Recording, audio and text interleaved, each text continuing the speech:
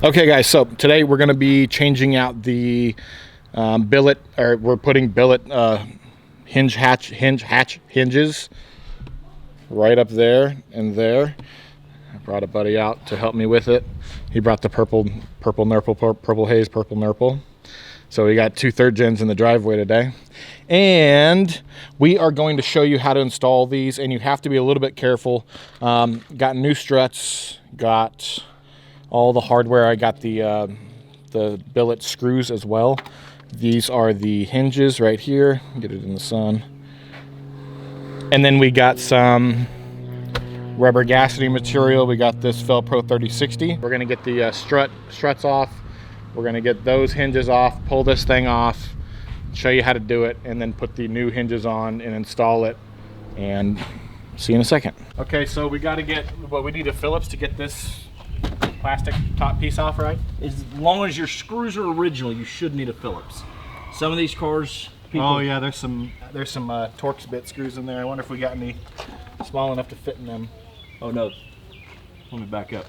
They're Torx bits unless you had somebody modify them. That car's got Phillips head in it. Oh, so I got the, see if that fits in there. You got the right ones. So we're taking the this interior plastic piece off, and it's going to come out with the, there's going to be the harness right there we got to take out for the 3rd brake light. This is only on like 91 and 2, right? This interior 3rd brake light is 91, 92? Yes, on 87, 8, 9, and 90. It's in the 3rd brake light. Oh, or yeah. it's in the 3rd brake light's in the spoiler. And then 86, I believe, is the only year that it was on the outside. It's up here. It's mounted high, but it's on the outside of the glass. Yeah. I think. Oh yeah, we're gonna want to set this on something, I'm sure. Oh, there it is. There it goes. Hopefully got disconnected. Look at the hat. Show me the hat. Turgin.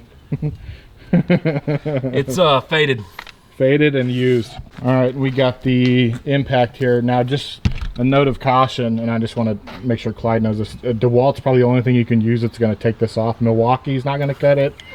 Makita might, or a Black & Decker might, and DeWalt will, but Milwaukee you won't be able to get it off. But DeWalt, this puppy will get these bolts off. We're gonna throw a 13 on there. You concur, right? Yeah, he does.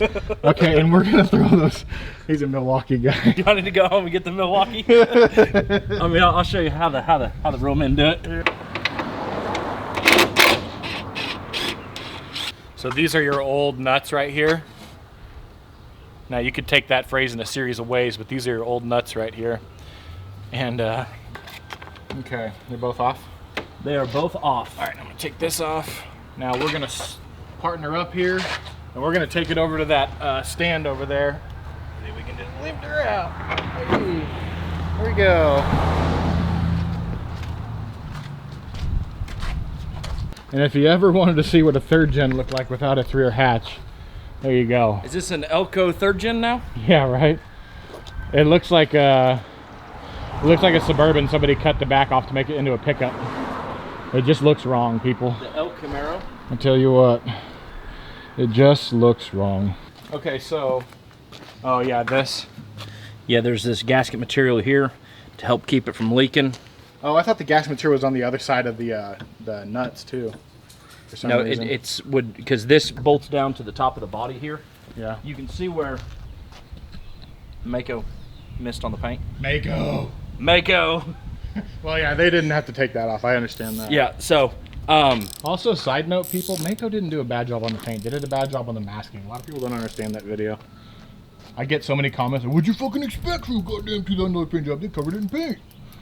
Well, I expected the fucking shit to be masked off. The freaking stuff to be masked off.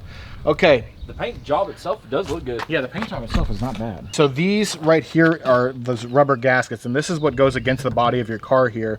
So we have to get this off, maybe in one piece, possibly, and then we can trace it onto our other gasketing material, or we can just fucking measure the bolts and cut it into it, whatever you think. We can try the Milwaukee's best. Oh, that's probably not going to work. I'll grab a real razor. Just too sharp or just too good. If you would have used a Cobalt, it would have been...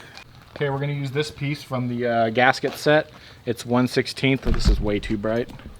It's 1/16 thick. So that, and we're just going to use this as our template and lay it on here and we're gonna get a better razor, and we're gonna cut it out so we don't break anything with the Milwaukee. And yeah, filming for YouTube is cool, but it's a pain in the ass. It adds work time to your project. Okay, so we got our template. We're gonna get some scissors and cut it out. Okay, so now we're gonna take these two out with a 13 mil. And those are like just kind of hand tied in there. What the heck? Somebody told me something about what 12 foot-pounds of torque or something. Like, yeah, they're supposed to barely be on there. When you put these in, be very, very, very, very extra careful. Yeah. Because like this, squeezing this too much will shatter your back glass here, and it's happened with people. And Hawks actually, let's just slam wrench. We'll slam wrench. I got an extra. I got an extra. Hawks actually emailed me saying to be careful about how tight we tighten this. And so these screws you see right here, the stock ones, we'll keep these because I'm sure these might come in handy for somebody in the future or me. Uh-oh, the boss is here. The boss is here. Don't run into our project. Now we get our new billet aluminum hinge. You know, interrupt our project. What is this? What do you think this is? Which carburetor do you think this is? This is not a carburetor. What is it? This is a windshield. A windshield, yeah. This is a windshield for what? I'm gonna say a 92 Trans Am Corvette. 92 Trans Am Corvette. 92 Corvette. This is a, so yeah, you're right. We are doing the windshield on a 92 Trans Am Corvette. And right now we're just showing the people, what do you think our next step would be with this? After we got the camshaft out, what should we do you think next? You should put the camshaft back on so you can put it back on. And then what should we torque them to, you think? Torque them to like 5. 5? Yeah. Okay. 5. We'll torque them. Will do, boss. Is my burger inside? What's your favorite thing about doing Corvette Trans Am windshields? I Bolts up through there. There's no like locking anything. It just kind of sits there and does its thing. there is some sort of locker. There is? Yeah. I knew it. All right, so on this one, there's a little flat part.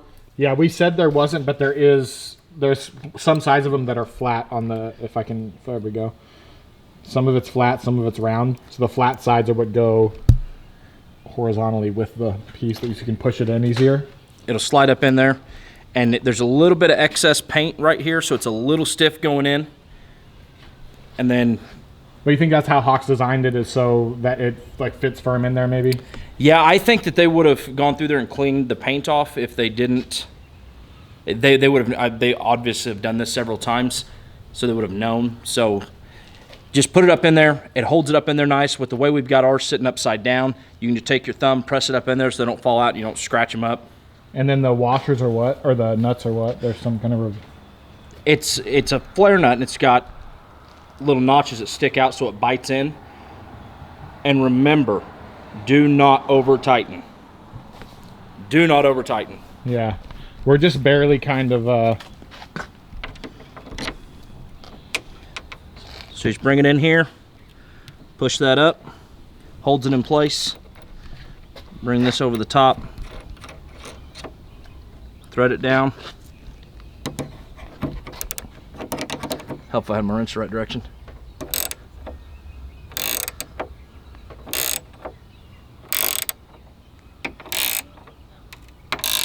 And as soon as you start to feel it get tight. This is what, like 8, 9, 10 foot-pounds?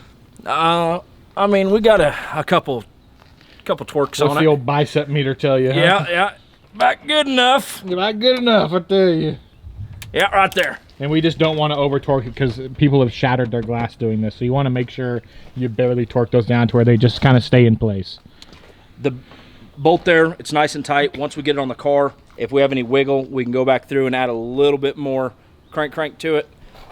Do not use electric. Tighten it by hand to make sure you can feel it. With the flares on it, like I said, it won't back off. You should be good. Oh yeah, so that Nice nut's quality piece. designed to not reverse. But okay, I gotcha. Yep.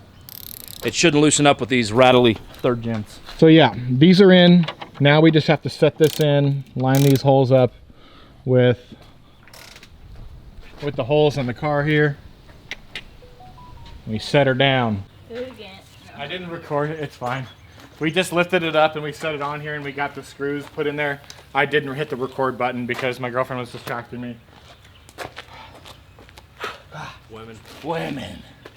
Can't live with them, can't live without But them. now we got the nuts. We're gonna go inside and tighten them down, and we should be able to tighten those down.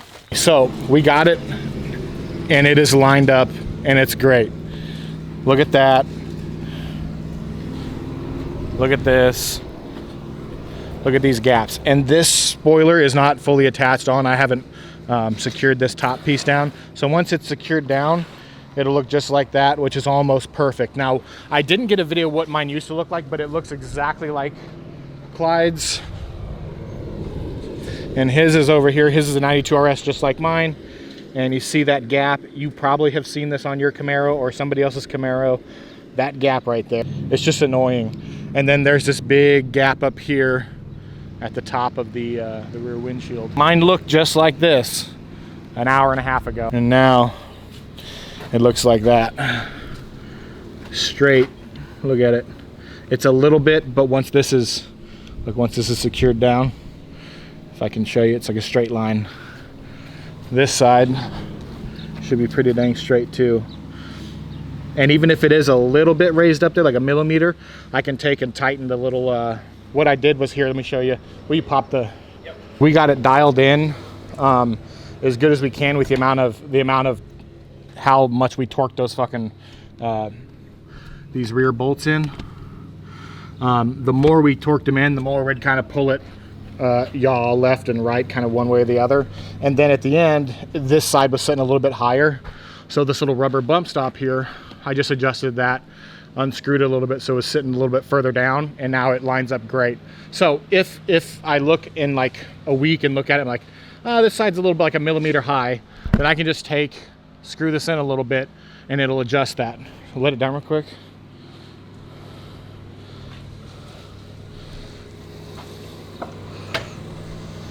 And look at that. Back to perfection. Don't you love it?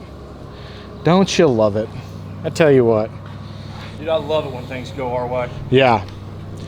It's great. And the gap's a little bit tighter up here for sure.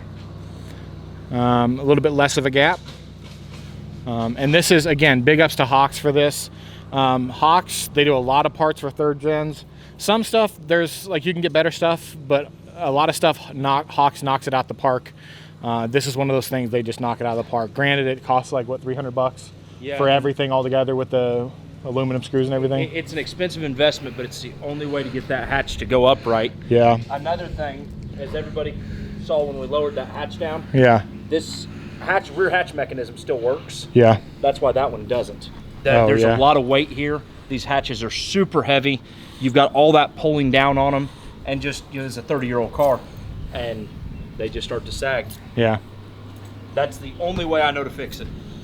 If you go through and use GM, AC Delco, you know, some new old stock hinges, go try to get some repops, they're gonna do the exact same thing, super quick, Super saggy. super saggy. The aluminum ones. Can I help you, ma'am?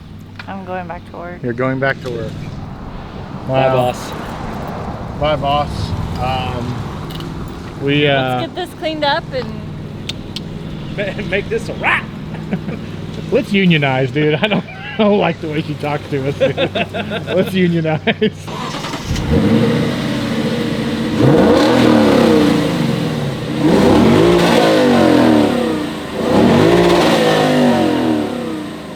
Pretend I'm a YouTuber. Yeah, just tell them what we're doing. So we're gonna measure out the gap up here on the top to show you guys the difference between the one that is sagged and the hinges are wore out and they're shot, where our spoiler won't line up anymore. There's also a pretty good sized gap up here. So on this one, we just did the hinges on it, and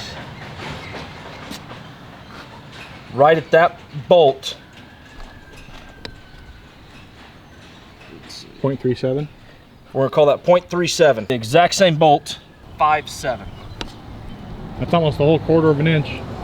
That's would explain why that's shoved back about a quarter of an inch. Yeah. I mean, that's replacing those hatches or hinges replacing those hinges rather.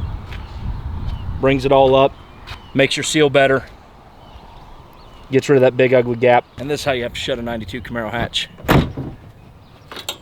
If your motor doesn't work. When your motor does.